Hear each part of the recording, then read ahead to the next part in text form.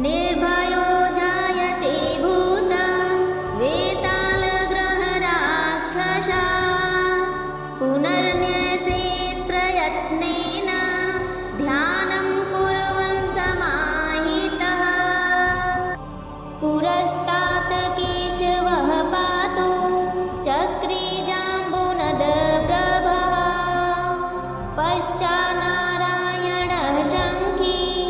नीलजीमुत्सन्निभः ऊर्ध्वमिन्दीवरश्यामो माधवस्तु गदाधरः गोविन्दो दक्षिणे पार्श्वे धन्वी चन्द्रप्रभो महान् उत्तरे हलधृग्विष्णु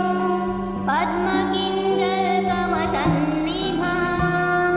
आग्नेयामरविन्दाक्षो मुस्लिमधुसूदनः त्रिविक्रमः खड्गपाणिर्नैऋत्यां ज्वलन्प्रभः वायव्यां माधवो वज्री तरुणादित्यशन्निभः ऐशान्यां पुण्डरीकाक्ष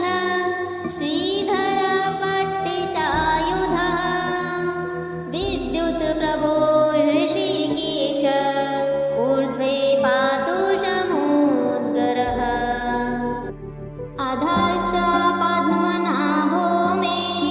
सहस्रांशो समप्रभः सर्वायुधः सर्वशक्तिः सर्वाद्यः सर्वतोमुखः इन्द्रगोपप्रभपायात् पाशहस्तोऽपराजितः सवायाभ्यन्तरे देहम् आव्यादामोदरो हरिः एवं सर्वत्र निश्छिद्रं नाम 12 पञ्जरम्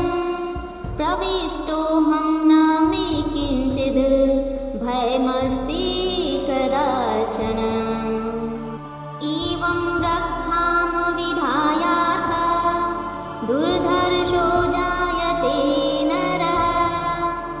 सर्वेषु नृहरेर्मन्त्रः वर्गेष्वेवं विधिर्मतः। ऐसे ही डिवोशनल कंटेंट पाने के लिए चैनल को सब्सक्राइब करते हुए बेल आइकन को प्रेस कर लें।